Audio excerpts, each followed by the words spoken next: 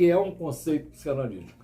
Por que isso? Porque os conceitos psicanalíticos são assim o cerne, né, de uma cultura que simplesmente pode salvar a humanidade da extinção, né? Então nós já dispomos, né, de um grupo, né, de conceitos estruturados, desenvolvidos basicamente por Freud, Abraham, Ferenczi, Secherai, Tustin, tanta gente boa, né, que todos nós deveríamos conhecer, né, para saber a importância do trabalho desses grandes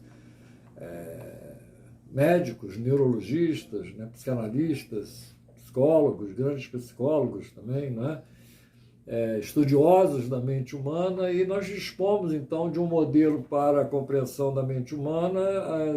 Pós-Freud, a gente pode dividir a epistemologia, que é o estudo do conhecimento humano, em AF, né, IDF, né, antes de Freud e depois de Freud, porque com Freud a gente tem o inconsciente dinâmico, né, que muda completamente a visão da própria obtenção de conhecimento. Então, por isso que eu vou falar sobre os conceitos psicanalíticos antes de falar do conceito mais amplo, que é o conceito de borderline, que é um conceito da psicopatologia, como o que a gente viu no vídeo da semana passada sobre bipolaridade. Então, num certo sentido, o conceito de borderline, falar, né, sobre os pacientes borderline é continuar falando sobre psicopatologia, e que a gente viu os pacientes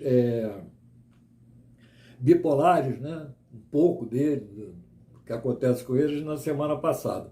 Então vamos falar sobre o conceito psicanalítico. Então a gente primeiro precisa pegar o contexto, né, onde essa expressão, conceito psicanalítico, pode ser usada. Tá? Então existem normas, né, históricas.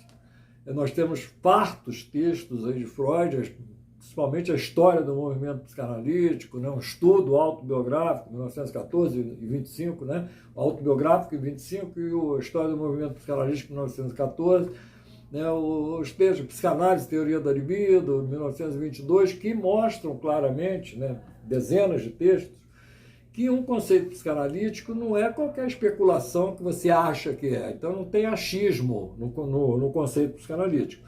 O conceito psicanalítico ele é uma inevitável decorrência teórica da observação exaustiva e rigorosa dos fenômenos psíquicos, ou metodologia de Charcot. Sim, aquele mesmo, aquele que o Freud, lá pelos idos de 1892, 1890, né, ele foi lá para Salpêtrière, né, lá em Paris, né, para aprender, né, um pouco dos estudos de Charcot sobre a histeria, né, aprendeu muita coisa com Charcot, principalmente, mais do que ver que existiam componentes indubitáveis, inconscientes, né, na gênese do sintoma histérico, ele aprendeu a metodologia de criação dos conceitos psicanalíticos, né, que é esta que a gente está colocando aqui. Então, a psicanálise, o conceito psicanalítico, ele exige uma metodologia para ele poder ser chamado de psicanalítico.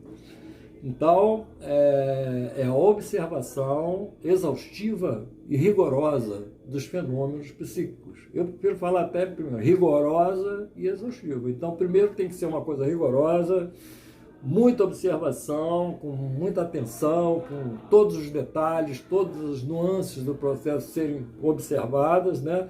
E a partir dessa observação rigorosa, você repetir essas observações. E quando você já não aguentar mais de saber que aquilo ali realmente se processa sempre daquela maneira, por exemplo, toda vez que ocorre a abreação, o sintoma desaparece. Então, isso aí é matemático. Y é igual a 2x, x igual a 0, y igual a 0. Y é igual a 2 vezes 0, que é igual a 0.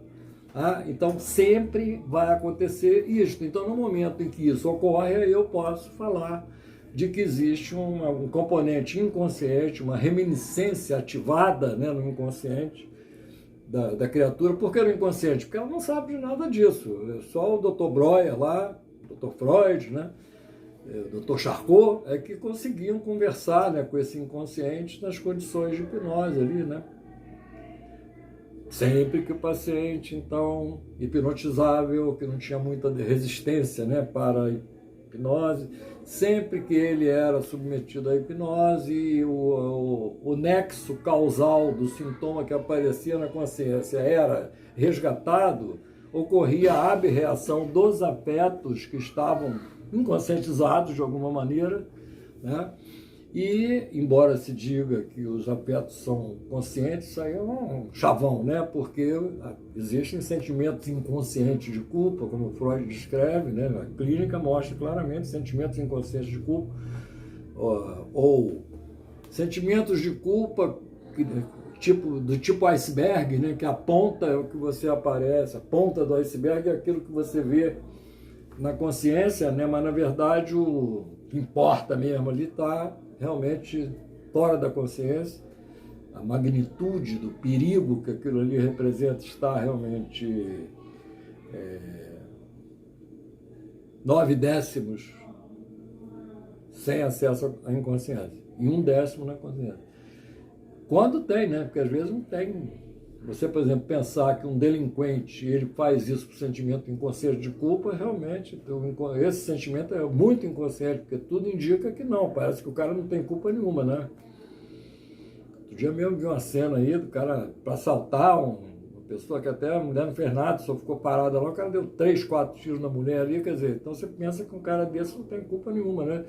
Mas, segundo as observações rigorosas e exaustivas dos fenômenos psíquicos, ele está fazendo isso exatamente porque ele tem um sentimento inconsciente de culpa que ele precisa nomear, né, para ele poder se tranquilizar. Então, ele para recuperar a lógica das coisas, entre aspas, ele só pode ser um cara que não presta, que não vale nada. Claro que você vê logo que inconscientemente ele está doido para que o pai daquela moça ali, que foi fuzilada por ele, vá lá e fuzile ele também. Então ele está procurando morrer também, sem dúvida nenhuma, né?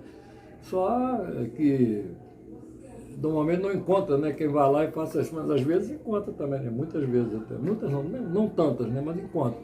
Bom, mas então o conceito psicanalítico ele tem que estar amarrado nos fenômenos observados, exaustiva e rigorosamente. Senão ele não é um conceito psicanalítico. Mesmo que tenha sido Freud que colocou o conceito. Então, por exemplo, o conceito de pulsão de morte, né, o próprio Freud reconhece que não era um conceito que estava ainda pronto, né, digamos assim, para ser lançado como conceito psicanalítico, mas como já estava em 1920, né, lá para o final da vida dele, faltando pouco tempo de vida útil, né, tinha aquele câncer na língua, aquela coisa toda, né, atrapalhando ali, ele então adiantou a teoria final da pulsão dele, chamada segunda teoria da pulsão, com esse conceito ainda discutível de ser aceito como um conceito psicanalítico por falta de observação, se bem que aí vem os psicanalistas posteriores. Eu, por exemplo, na minha observação, o conceito de pulsão de morte é um conceito psicanalítico, por causa da observação, né? Então, além das observações lá de Freud, depois de 1920, depois mais 19 anos, né, mais 20 anos aí de trabalho dele, né, e fora o trabalho dos outros psicanalistas, Melanie Klein, o Winnicott, por exemplo, não aceita o conceito de pulsão de morte. É a razão dele, as razões dele, né? Mas, na minha experiência, por exemplo, esse conceito é válido, porque tem um respaldo da clínica muito grande, né? Como é que eu vou explicar exatamente o cara chegar lá e fuzilar a menina daquela maneira que ele fez ali, né? Acho que é pulsão de morte duplamente. Primeiro, ele procurando destruir a menina, gratuitamente, por nada, por motivo nenhum. E segundo, que é óbvio, né? O mínimo de coerência dá para você perceber. O cara está procurando ser preso, está procurando ser linchado, né? Se fosse numa cidade do interior, ia ser linchado na próxima esquina ali, né? Então, essa que é a observação que, digamos assim, sustenta a grande possibilidade de existir realmente uma pulsão de morte. Tem vários outros fenômenos que a gente pode lembrar aqui, né, como a recorrência do sonho com trauma, quer dizer, uma coisa desprazerosa que vem, então não deveria vir, mas vem, porque está marcado. Então, se a coisa está marcada, sendo boa ou má, o que importa é que a coisa esteja marcada. Se estiver intensamente marcada, como é o caso de um trauma, ela volta nos sonhos, inexoravelmente, mesmo aparentemente contrariando o princípio do prazer, para além do princípio do prazer, né? Então, mas de qualquer forma, eu não posso sustentar esses conceitos como sendo conceitos psicanalíticos sem observação rigorosa e exaustiva. Agora, eu, por exemplo, ficar especulando o tempo inteiro, não apresentar nenhuma justificativa de observação charcotiana, digamos assim, de observação rigorosa e exaustiva do fenômeno. Então, eu ficar pulando de galho em galho com especulações sem fundamentação nenhuma na observação, né, clínica. Aí realmente não são conceitos psicanalísticos. Eu sou o Dr. Leonardo Ferreira de Azevedo Silva, eu sou psiquiatra, sou mestre em psiquiatria pela UFRJ, sou psicanalista há mais de 40 anos, acabei meu mestrado com a minha tese sobre uma abordagem psicoterápica para o paciente psicótico em 1986, né, e de lá para cá eu continuei, né, aprofundando esses estudos.